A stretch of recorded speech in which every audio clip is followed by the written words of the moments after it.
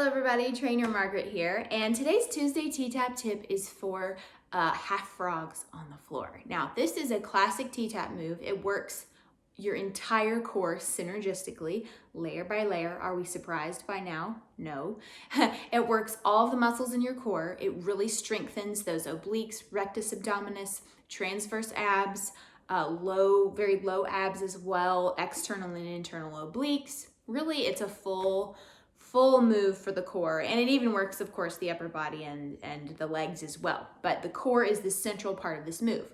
Now, I will admit, the first probably half dozen times that I did this move, I did not feel anything in my core. I have really strong legs, and my legs just wanted to completely take over. But if you really focus on activating those core muscles, like I'm going to show you, you will notice it mostly in your core.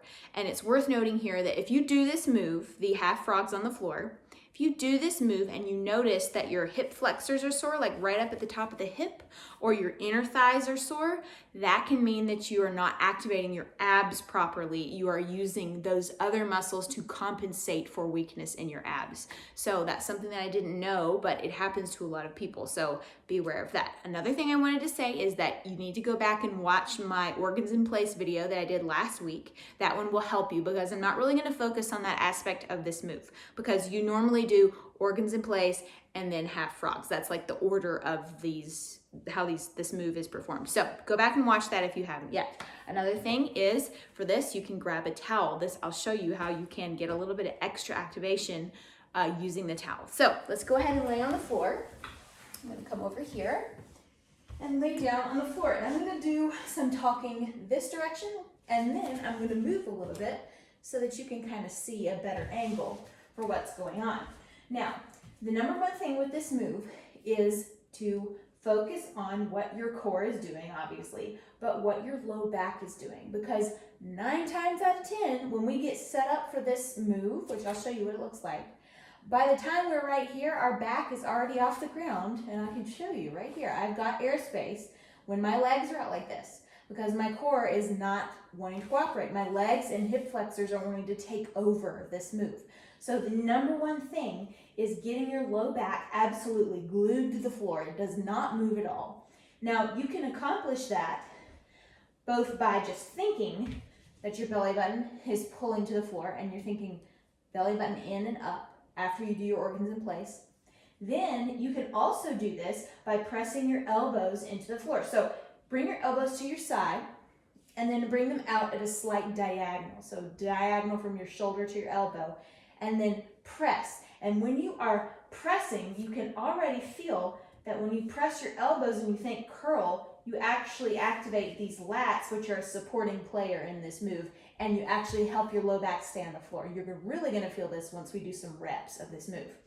The next thing that's important with this is that you can think about when your low back, you want to also notice what your neck is doing. A lot of us do not realize, but we'll do this move and we're like this. Your chin is just jutting up. And when you do that, go ahead and do that and feel how your low back wants to curve. Now let's bring our head into alignment, because it's a whole body move. Now I want you to think to slightly tuck your chin, getting that chin in alignment. Now notice, is your low back feel like it's more apt to sink towards the floor? Probably so. And so that's something to be aware with your neck. You don't want to just jut it up. You want to keep it in alignment, ear to shoulder, and that will help you even more. Now let's go ahead and do a little bit of a warm up before we actually put our legs up. Bring your knees into your chest, do a big inhale. And as you exhale, you're just going to open out and think shoulders back, and you're going to just stretch up. So this is just to stretch the groin before we get started. Do a big inhale and big exhale. All right, so now, once you bring your knees back to your chest, now your point of position, this is kind of controversial, but I actually determine, if I'm working with a client, I determine their point of position for this move based on how far their legs can go out with their low back still being completely in contact with the floor. Now what I mean by that is, for some people, when they're pressing their elbows, their low back is glued to the floor, their neck and head is in alignment, they're going out, out, out, out, out. They can only go to right here before their back starts, did you see that? Before their back starts to arch out, and then they lose their core. I would much rather have you have your back completely glued to the floor, all of your core muscles are firing, than have your legs at the, what we would like, linear alignment, hip, knee, knee, ankle. So it's really where you can go with keeping your core on the ground. So for me personally, so I want you to go ahead and take your elbows out. I'll show you for me personally. Press till your low back is completely in contact with the floor. Knees, you want to have that space there between the knees, hip width. Now I want you to go ahead and start with your knees close to your chest and then go out, out, out, out, out, and notice to the point where you cannot keep your low back on the floor and your legs extended, and that is your point of position. And as you get more advanced, you can go further, further, further till woohoo, you have complete 90-degree angle with those legs. Now my legs are already shaking from doing that. So that alone will help you feel it in the core much more. Now, a little thing I wanted to show you as well, that I'm going to go to the side so you can see. A lot of us, when we do this move, we don't feel the core activation because we're not activating via the action with the knees. So the full move is knees come in, knees open, open, open out, and then you bring the knees in like a reverse crunch and then straight back out. So it's in, open, open, open out, and then like a little reverse crunch, you bring it in and then back out. Now, I want you to bring your knees in. I want you to keep that low back on the floor as much as you can. And now I want you to bring your fist. If you weren't feeling your abs, you're going to feel them now. Make sure your low back completely glued to the floor, no airspace. Now, bring your fist here between your knees. This is going to give you some isometric muscle activation. Okay, make sure your ankles are level with your knees, straight line. Now I want you to squeeze. I'm going to squeeze my fist with my two knees like I'm trying to crack it. Like I'm trying to crack a walnut. It's Christmas. Think about like a nutcracker trying to crack a walnut or something, right? So squeeze, squeeze, squeeze. Okay, now what do you feel? If your low back's coming off the floor, you're going to feel it on your inner thighs. If your low back is glued to the floor, you're going to feel it in your obliques, in your core, all the way down through the low abs. So that right there will tell you what you were activating and how you were doing it. So you're pressing, I can go to, this is my point of position, let's do a couple reps. So you're coming in and think isometrically, activate, pretend like you're still squeezing that fist there between your knees, open, open, open, open out. And then you can even flex the feet this time, just to switch it up. Flex as you come in, it's like a reverse crunch, and then straight back out. So it's in, open, open, open, open, open out. And then flex the feet as you come back in and point. You can play around with the pointing and flexing. Keep pushing your elbows all the time to make sure that your low back does not leave the floor at all, and point. Then bringing the knees in, opening, open, open, knees out, and then flex and point. Now, you can just drop your legs down, let your low back come up. I'm going to show you a little tip here with the towel.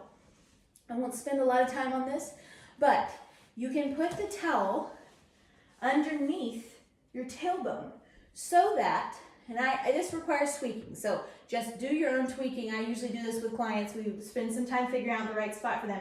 You want to position this on your low back near your tailbone so that when you start arching up, and getting that air space, that you roll up on the towel and it kind of pinches your tailbone a little bit and you're like, oh, I just lost my core. So for me, I'll put it at my own point of position so that when I curl my low back into the floor, I can feel that there's nothing there. And then if I start to arch up, I roll onto the towel and it gives me that little brain-body connection. Oop, I'm losing my core. Let's do a couple of reps with the towel there if you have it. So remember, press low back. You will have done organs in place if you're doing this in sequence.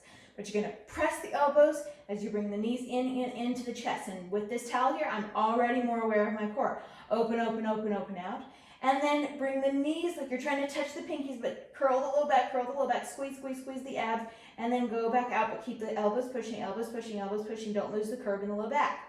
Then bringing it in, opening it out, and then bringing the knees in. Think low back is glued to the floor, low back is glued to the floor the whole way as you come back to the center. And then we'll do another one, bringing the knees in, inhale, and then exhale. And then bringing the knees back in like you're doing a reverse crunch. Keep pressing elbows, low back stays curled. I'm only going to stop right here because that's where my core can handle it. Bring the knees in, 2, 3. Open, open, open, open out. This time flex to give those feet a break. Bring the knees in and then point. And then just bring it in, bring those knees to the chest, do a big inhale, big exhale, and you can just remove your towel out, and then come back to the center. Whew. Well, that move is quite extensive. I hope you'd enjoy these tips, and I will see you next week.